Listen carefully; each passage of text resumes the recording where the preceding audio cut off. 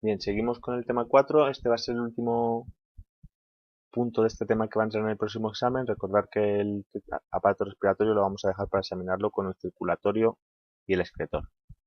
Hemos ya visto muchas cosas sobre la digestión, hemos visto los aparatos implicados en la nutrición, anatomía del aparato digestivo, las funciones digestivas, cómo se produce la digestión y ahora vamos a ver cómo se produce la absorción de nutrientes y la gestión.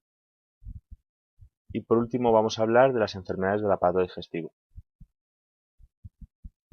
Bien, la absorción tiene lugar en el intestino delgado, por tanto se llama absorción intestinal. ¿Y cómo se define? Pues es el paso de los pequeños nutrientes de pequeño tamaño a través del intestino delgado para llegar hasta la sangre. Estos nutrientes de pequeño tamaño son el agua, la glucosa, los aminoácidos, que después de todo el proceso de digestión tienen el tamaño ideal para ser transportados por la sangre y poder atravesar el intestino delgado, las paredes del intestino delgado. Tiene lugar en el yeyuno y en el ilion, ¿vale? Recordar que la primera parte del duodeno está relacionada con la digestión y en esta zona del intestino las paredes están replegadas y ahí se encuentran los pliegues intestinales.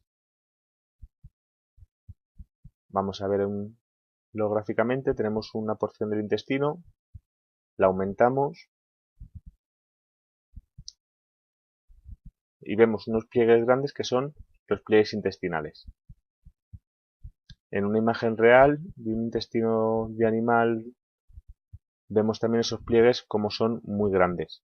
Dentro de esos pliegues tenemos a su vez otros pequeños pliegues, que son las vellosidades intestinales, que en el dibujo se intuyen, ¿vale? Es como lo que le da aspecto de puercoespín o de cosa con muchos pinchos, son estas vellosidades intestinales, que es donde conectamos con los vasos sanguíneos para que los nutrientes que absorbemos lleguen al resto del cuerpo.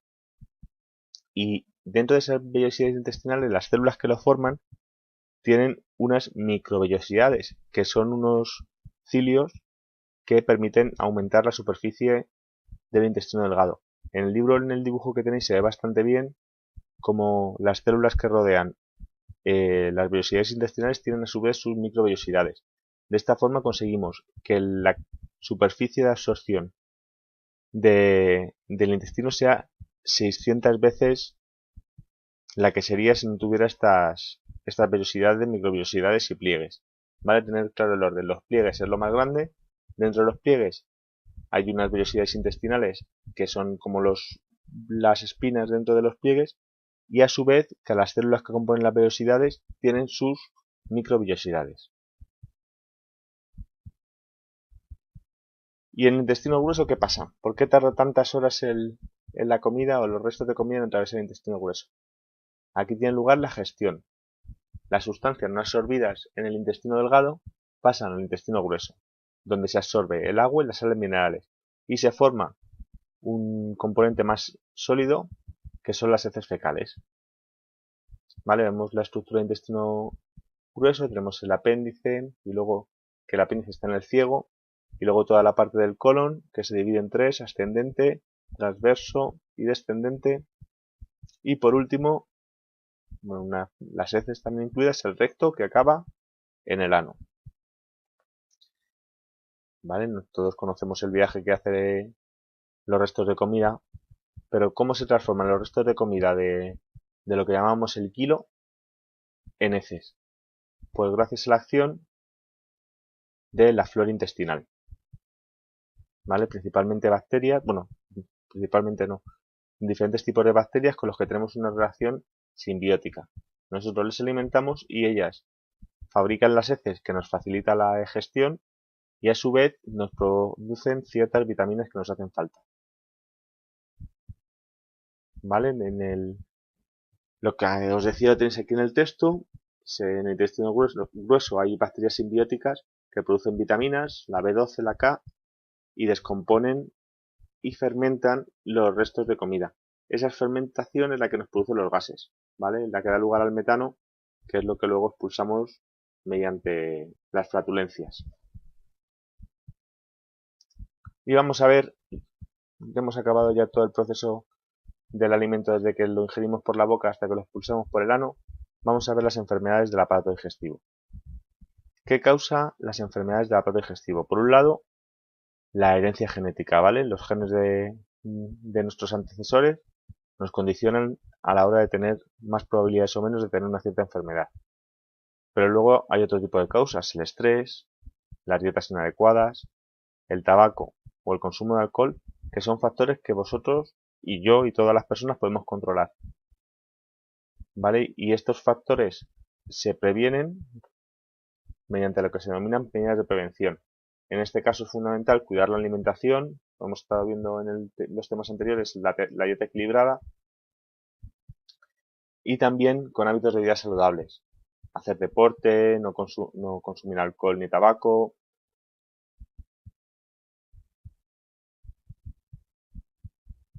Vamos a empezar, vamos a ir como por orden, primero en la boca. En la boca la enfermedad más común es la caries. Es la destrucción de los tejidos duros del diente por los ácidos producidos por bacterias que se alimentan de los glúcidos. Ya sabéis, los glúcidos son los azúcares. Por eso si no lavamos los dientes después de comer algo dulce, prácticamente cualquier comida tiene alguna parte de glúcidos, pues esas bacterias se alimentan y al alimentarse producen ese ácido que corroe nuestros dientes. Vale, aquí vemos la evolución. Una caries cuando afecta solo al esmalte, puede pasar la dentina, pero el problema es cuando llega la pulpa, que ya conecta con los nervios, empieza a doler muchísimo y con los vasos sanguíneos, lo que hace que las bacterias tengan una vía de salida y tengamos pus y una infección, vamos. ¿Cómo podemos prevenir las caries? Estaréis hartos de que os lo cuenten, pero es parte de los contenidos de este año también. Por un lado, cepillarnos los dientes después de las comidas y antes de acostarse. Cepillarse los dientes no es pasarse el cepillo así de mala manera, sino que hay que dedicarle tiempo para llegar a todas las partes del diente, especialmente a las partes de atrás, que se acumula mucho sarro y ese sarro, cuando las bacterias tienen que comer, es lo que hace que aparezcan las caries. Reducir el consumo de dulces y visitar al dentista. El dentista siempre da mucha pereza, pero es fundamental para asegurarnos de una salud bucal adecuada. ¿Más enfermedades del aparato digestivo? Pues el estreñimiento. El estreñimiento se produce por una excesiva absorción de agua y dificulta la evacuación de las heces. Las causas más normales son el estrés, también algunas medicinas, algunos fármacos y las dietas pobres en fibra. Otras enfermedades que tenéis que saberos son las úlceras. Las úlceras pueden aparecer en el estómago o en el duodeno. ¿Por qué? Porque en esa zona tanto el quimo del estómago como el quilo del duodeno son bastante ácidos. Recordad que en el estómago producimos ácido clorhídrico y esa bola es bastante ácida.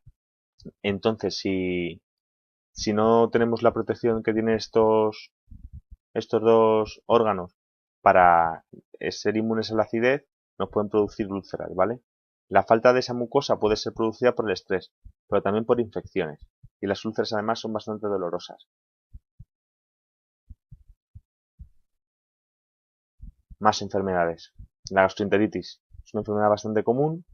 Se produce por la inflamación debido a una infección de las membranas internas del estómago y del intestino.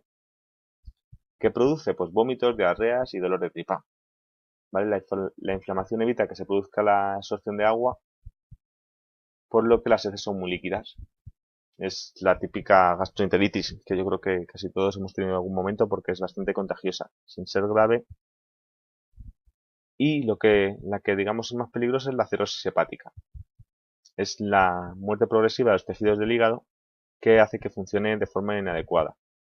En muchos casos puede ser genética, puede ser por infección, pero en la mayor parte de los casos es por exceso de consumo de alcohol. ¿Vale? Eso de que el alcohol te mata el hígado es verdad. El hígado entre sus funciones tiene el procesar el alcohol y le va envenenando a las células de forma que acaban muriendo tejidos y el hígado deja de funcionar adecuadamente. Pues esto es todo sobre las enfermedades y sobre el aparato digestivo. Os recuerdo que esta parte de enfermedades está al final del tema 5, ¿vale? Y os recomiendo que toméis nota de aquí porque los contenidos que vienen aquí están un poco mejor explicados y un poquito más de lo que viene en el libro, que es muy sencillo, ¿vale? Nada más.